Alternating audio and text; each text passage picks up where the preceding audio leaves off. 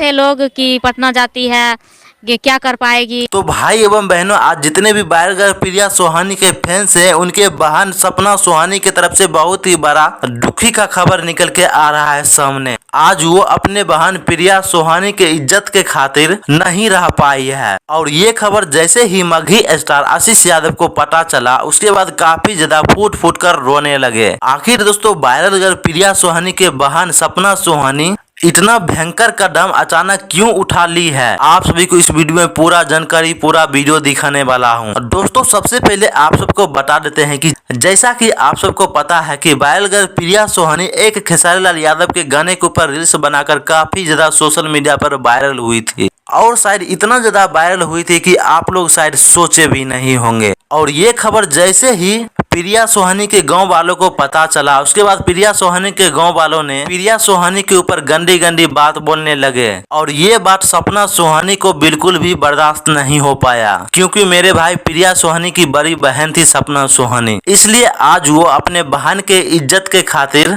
और काफी ज्यादा टेंशन लेने के खातिर आज वो नहीं रह पाई है। और इस पर आशीष यादव काफी ज्यादा फूट फूट कर रोते हुए बोले कि अरे यार, तुम ये क्या कर दी है, तुमको यार ऐसे नहीं करना चाहिए था, थोड़ा सा इज्जत का ही ना बात था। तो दोस्तों, इतना बड़ा बात बोल दिया। ऐसे दोस्तों आपकी क्या प्रक्रिया है, आप सभी जरूर कमेंट बॉक्स में बताइएगा।